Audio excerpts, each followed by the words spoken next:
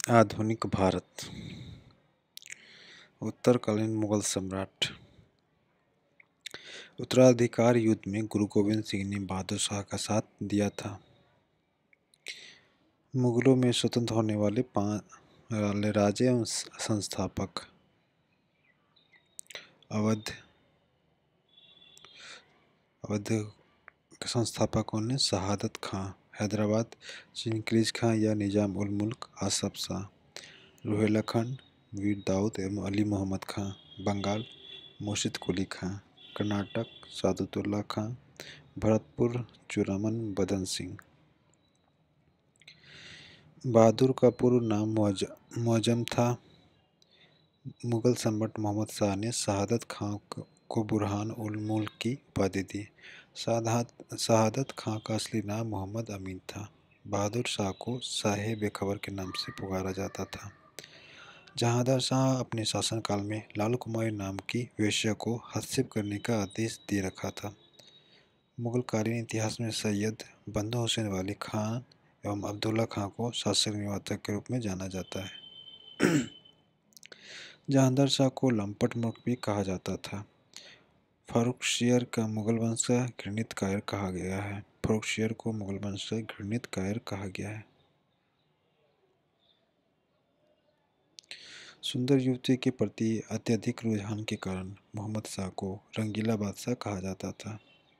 एक संगीतकार के रूप में मोहम्मद शाह ने अनेक ख्यालों की रचना की। तुरानी सैनिक हैदर बेग ने 9 अक्टूबर 1720 ईस्वी को सैयद बंधु हुसैन अली खां की हत्या कर दी। मोहम्मद शाह के शासनकाल में हैदराबाद के चिंगीज़ खां ने निजाम उल मुल्क की उपाधि धारण की। 1725 ईस्वी में स्वतंत्र राज्य की स्थापना की। हैदराबाद की स्थापना तुरानियों ने एवं अवध की स्थापना ईरानियों ने की थी। ईरान या फारस के सम्राट नादिर शाह थे, जिन्होंने 1739 ईस्वी में दिल्ली पर आक्रमण किया। उस समय दिल्ली का शासक मोहम्मद शाह था। नादिर शाह को ईरान का नेपोलियन कहा जाता है। नादिर शाह लगभग 70 करोड़ रुपए की धनराशि और शाहजहां ने बनवाया हुआ तख्त हाउस तथा कोहिनूर हीरा लेकर फारस वापस लौटा।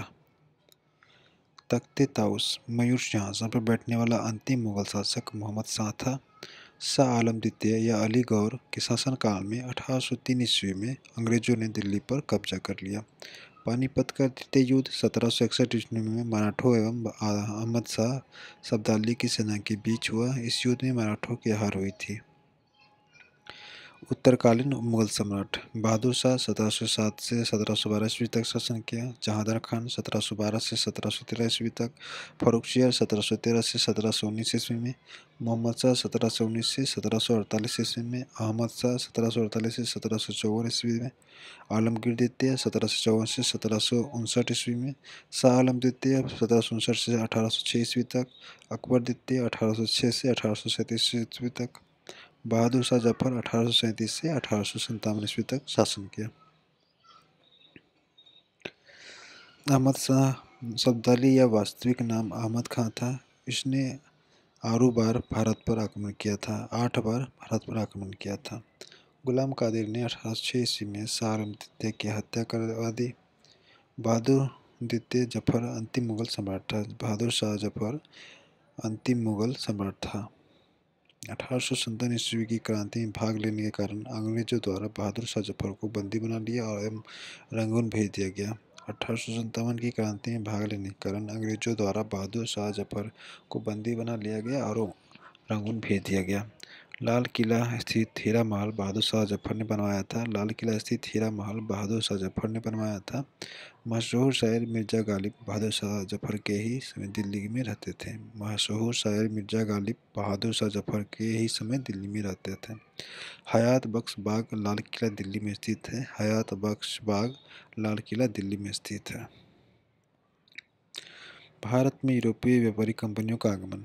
17 मई 1498 ईस्वी को वास्को डी गामा ने भारत के पश्चिमी तट पर स्थित कालीकट बंदरगाह पहुंचकर भारत एवं यूरोप के बीच नए समुद्री मार्ग की खोज की। इस यात्रा में वास्को डी गामा को गुजराती पथ प्रदर्शक अब्दुल मजीद ने सहयोग किया था। अब्दुल मजीद ने सहयोग किया था। 1505 ईस्वी में फ्रांसिस्को द अल्मेडा भारत में प्रथम पुर्तगाली वायसराय बनकर आया। 1509 ईस्वी में अल्फांसो द अल्बुकर्क भारत में पुर्तगालियों का वायसराय बना। उसने 1510 ईस्वी में बीजापुर के यूसुफ आदिल शाह से गोवा को जीता। पुर्तगालियों ने अपनी पहली व्यापारिक कोठी कोचीन में खोली। दक्षिणी पूर्वी तट तक पुर्तगालियों का एकमात्र बस्ती सन थोमे थी। दक्षिणी पूर्व तट पर पुर्तगालियों की एकमात्र बस्ती सन थोमे थी। पुर्तगालियों के बाद भारत में डच लोग आए। पहला डच यात्री कार्नेलियन हाउटमैन यानी कॉलोनियन दे हाउटमैन 1596 ईस्वी में भारत की पूर्व सुमात्रा पहुंचा। डचों ने भारत में अपनी प्रथम व्यापारिक कोठी फैक्ट्री 1605 ईस्वी में मछलीपट्टनम में स्थापित की। डचों की दूसरी व्यापारिक कोठी पुलिकट में स्थापित हुई, जहां उन्होंने अपने स्वर्ण सिक्के पेगोडा को ढाला और पुलिकट को ही समस्त गतिविधियों का केंद्र बनाया। डचों ने भारत में प्रथम बार औद्योगिक वेतनभोगी रखे। डचों का भारत में अंतिम रूप से पतन 1764 ईस्वी को अंग्रेजों एवं डचों के मध्य हुए बेदरा युद्ध से हुआ। 31 दिसंबर 1600 ईस्वी को इंग्लैंड की रानी एलिजाबेथ प्रथम ने ईस्ट इंडिया कंपनी के अधिकार पत्र प्रदान किए।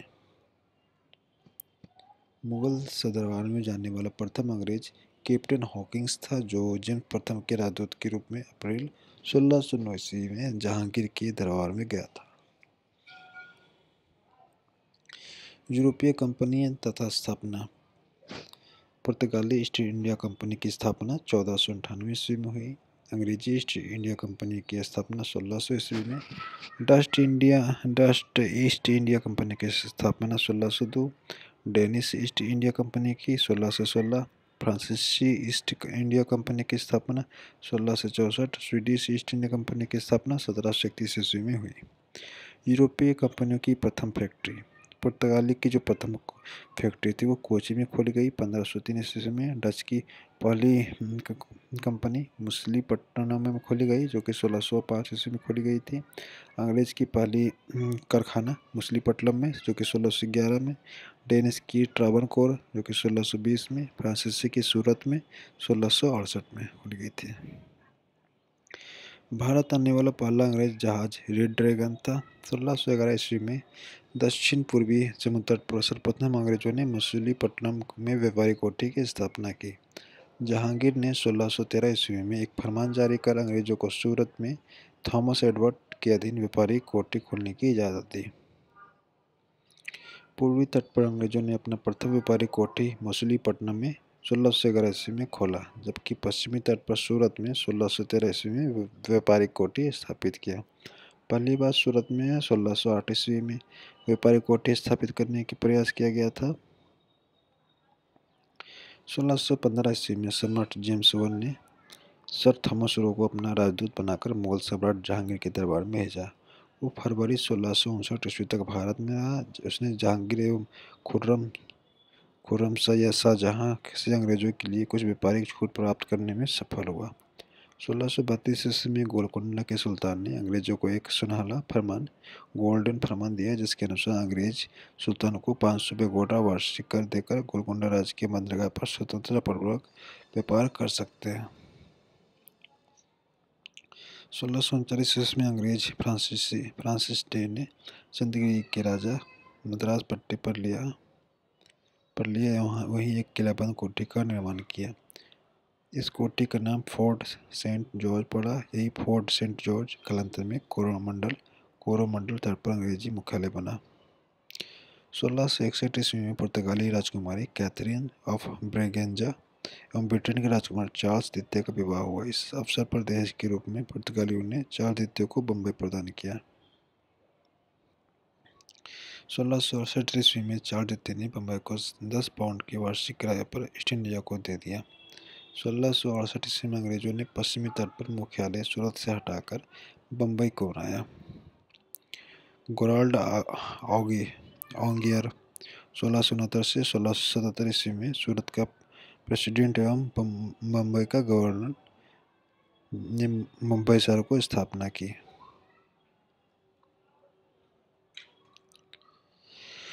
बंगाल के शासक शाह शुजा ने सर्वप्रथम 1651 ईस्वी में अंग्रेजों को व्यापारिक छूट की अनुमति दी। इस अनुमति को निशान कहते हैं।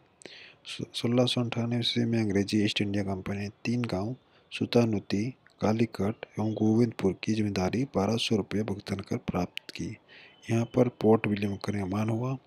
चार्ल्स आयर फोर्ट विलियम के प्रथम प्रेसिडेंट हुए। कालांतर में यही कलकत्ता नगर कहलाया, जिसकी नींव जॉर्ज चारनॉक ने रखी थी। भारत में फ्रांसीसी की प्रथम कोठी फ्रैंको कैरो के द्वारा सूरत में 1668 ईस्वी में स्थापित की गई।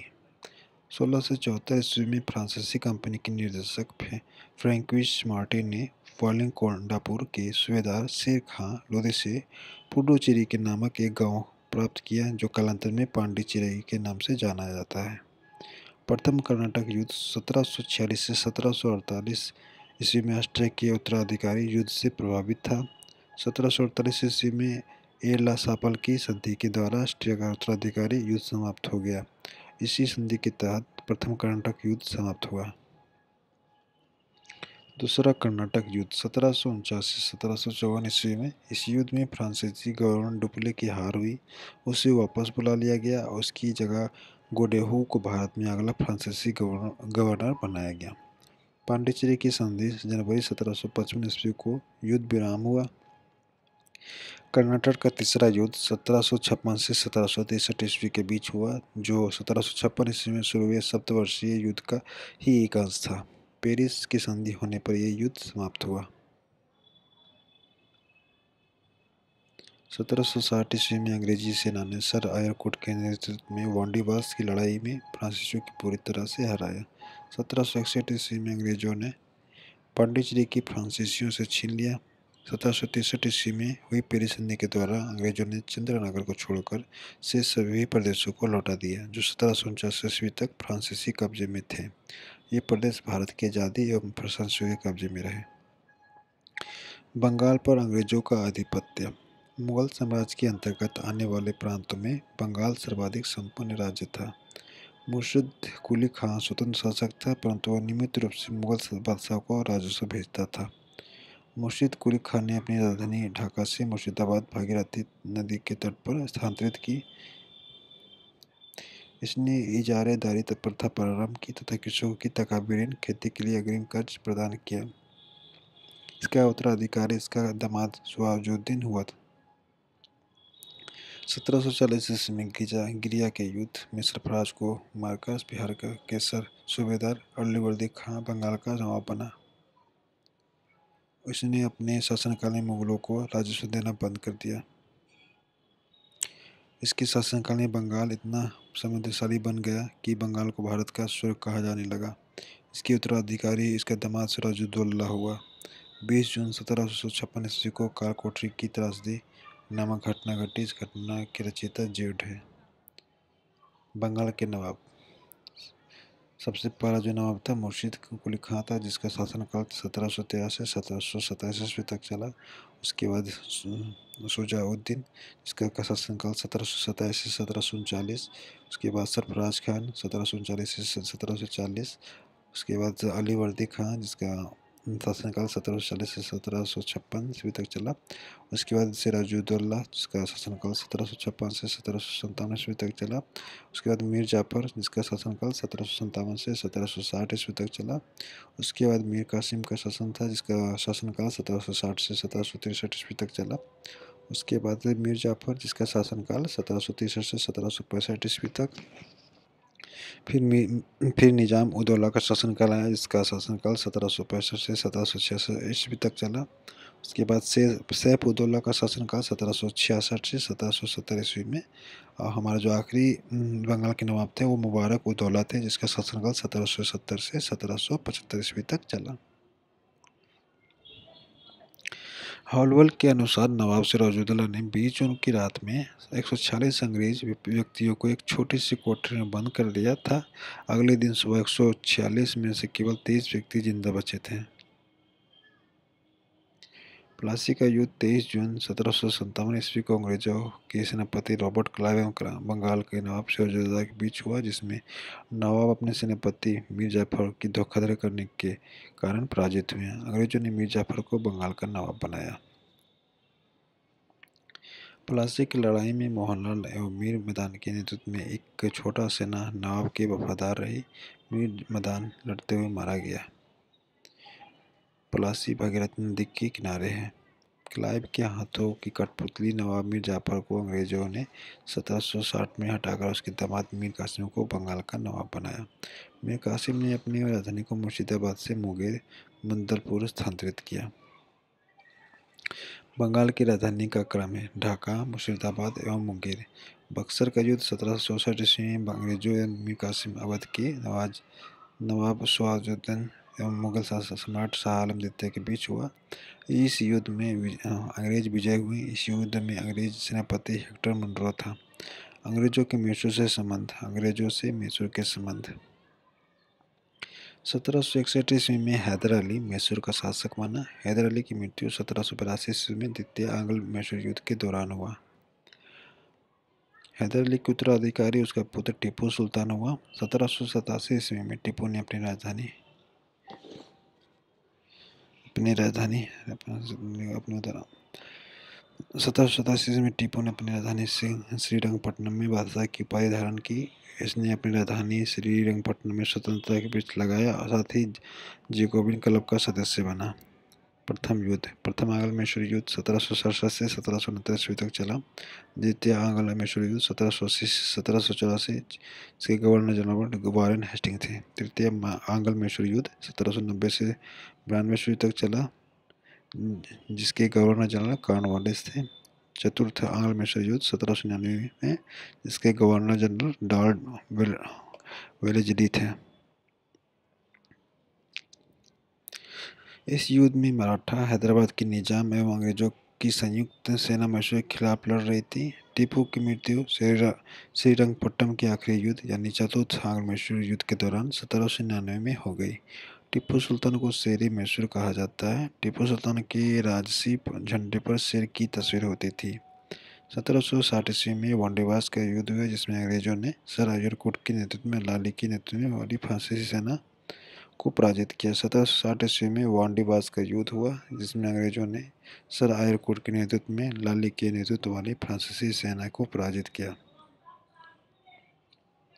प्रथम आंग्ल मैसूर युद्ध मद्रास की संधि 1769 ईस्वी में। द्वितीय आंग्ल मैसूर युद्ध मंगलोर की संधि 1784 ईस्वी में। द्वितीय आंग्ल मैसूर युद्ध श्रीरंगपट्टनम की संधि जो कि 1792 ईस्वी में। सिख एवं अंग्रेज। सिख संप्रदाय की स्थापना श्री गुरु नानक प्रथम को जाता है। गुरु नानक की अनुयायी ही सिख कहलाए।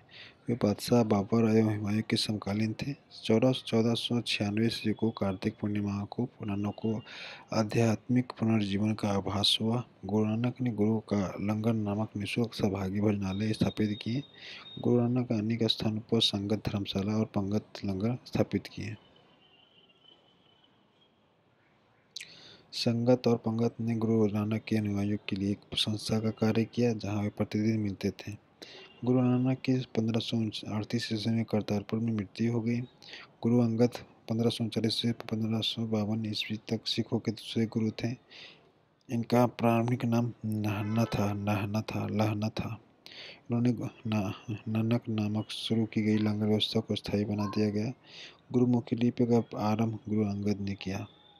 सिखों के तीसरे गुरु अमरदास 1552 ईस्वी से 1574 ईस्वी थे। सिखों के तीसरे गुरु अमरदास हैं, जो कि 1552 ईस्वी से 1574 ईस्वी तक थे। गुरु अमरदास ने हिंदुओं से पृथक होने वाले कई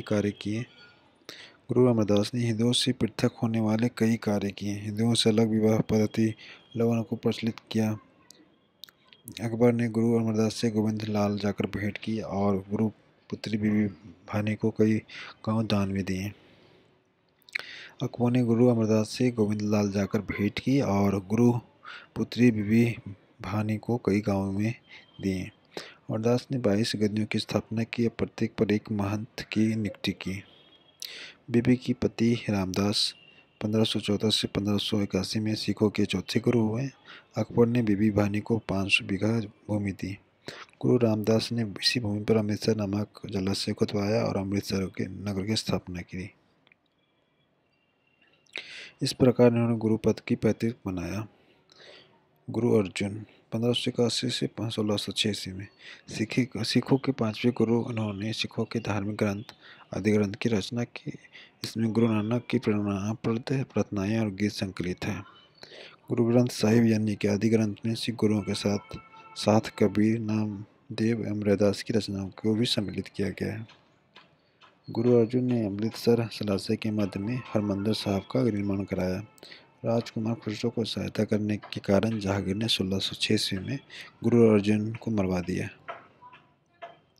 राजकुमार खुसरो की सहायता करने के कारण जहांगीर ने 1606 में गुरु अर्जुन को मरवा दिया।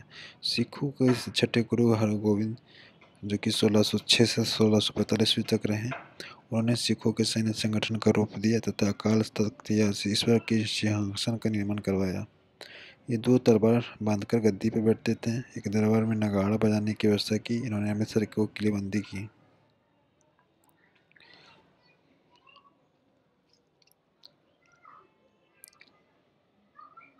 सिखों के आठवें गुरु सिखों के सातवें गुरु हरराय, जो कि 1645 से 1661 ईस्वी तक रहे, इन्होंने दारा सिखों को मिलने वाला सेवा दिया। सिखों के आठवें गुरु हरकिशन थे, जो कि 1661 से 1664 ईस्वी तक रहे। इनकी मृत्यु चेचक से हो गई। इन्हें दिल्ली जाकर गुरुपद के बारे में औरंगजेब को समझाना पड़ा था। सिखों के नवे गुरु तेग बहादुर थे, जो कि 1664 से 1675 ईस्वी तक हुए। इस्लाम स्वीकार नहीं करने के कारण औरंगजेब ने इन्हें वर्तमान शीशगंज के गुरुद्वारा के निकट मरवा दिया। सिखों के 10वें और अंतिम गुरु थे गुरु गोविंद सिंह, जो कि 1675 से 1708 ईस्वी तक हो रहे। इनका जन्म 1666 ईस्वी में पटना में हुआ। 1666 ईस्वी में पटना में हुआ था। गुरु गोविंद सिंह का निवास स्थान आनंदपुर साहिब था एवं कार्यस्थली पावता थी। गुरु गोविंद सिंह ने फारसी में जफरनामा लिखे थे। इनके दो पुत्र फतासी एवं जोरावर्सी को सरहिंद के मुगल फौजदार वजीर खान ने दीवार में चिनवा दिया। 1699 में बैसाखी के दिन गुरु गोविंद सिंह ने खालसा पंथ की स्थापना की। पाहुल प्रणाली की शुरुआत भी गुरु गोविंद सिंह ने की।